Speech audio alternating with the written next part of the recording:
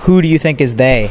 There are people who've been in charge of the world for quite a long time. And to keep it simple and to make sure this podcast stays up, the people who control the money are going to control the world.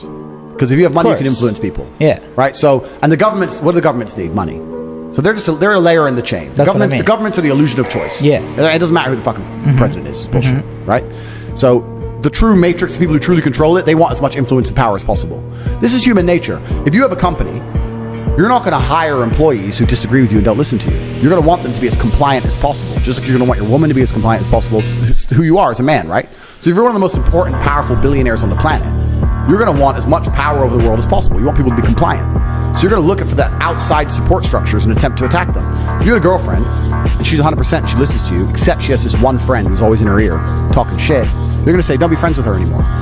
So if you're trying to teach the children X, but their parents are trying to teach them Y, you're going to say that we need them to spend less time around their parents. So how do we do that? We need the parents to be more busy, and we need them to go somewhere. That's just like some crazy control shit. That is what I'm saying. Yeah. But that's what they've done. Yeah. It's on purpose. Like, it's very, very purposeful. It's all done on purpose. These people are not fucking stupid. The average person doesn't understand that. Like, that statement means that, like, there's people above us that are just trying to control us, right? Oh, completely. There's people in charge above us trying to control us all. I mean, if the last 3 years haven't proved that, I don't know what's going to prove it to you. Like, there's definitely people who want to control us, because all of us, every man on earth, has an innate instinct for power and control. We're all human. We're not pure creatures.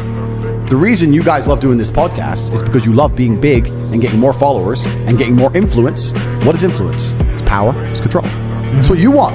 It's what I want. It's what everyone wants. If you get to a certain level in life, that's what you want. Now, you're going to have power and influence over a whole bunch of people. You may believe, it's not even necessarily evil, you may believe that you're helping them.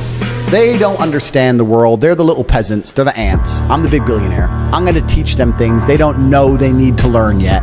Their mother is outdated. She's in their ear. We're going to separate them so I can help the kids. They may think they're doing it for a good reason, but what they're really doing is trying to propagate their own personal worldviews on other people, as we all do, as you do, as I do, etc. They just managed to have a lot more influence and more power to do it, right? So you talk about governments. The fuck is a government? Governments are bought and sold. That's all bullshit, right?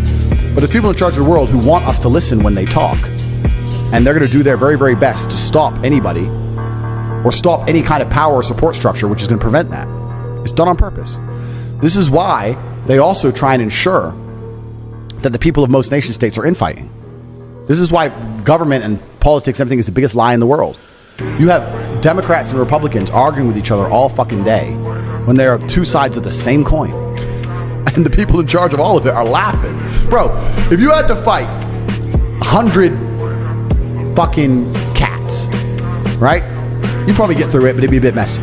The first thing you want to do is turn 100? Fuck. Yeah, well, 100 what? I take 100 cats easy. Yeah. Snap their necks like fucking Rambo. Point is, you'd want to turn all the white cats against the fucking yellow cats first.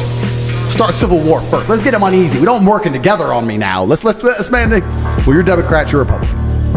You're black, you're white, you're brown. You're gay, you're straight. You're a man, you're a woman. You're this, you're that. You're this, you're that. And everyone's gonna sit there and fucking argue all day, and they're gonna sit at the top laughing. There's more of us than there is of them.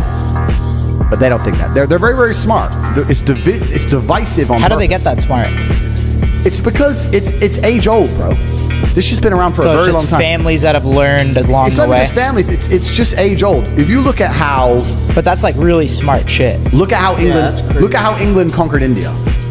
England conquered India with less than 100,000 troops. There was millions of Indians. And the supply line is 9 months long. How do you do it? You turn up.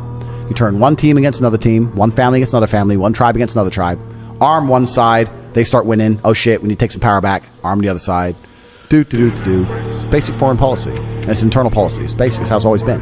And then before you know it, who runs India? The British. That's how you do it, right? That's how America does most of its foreign policy today.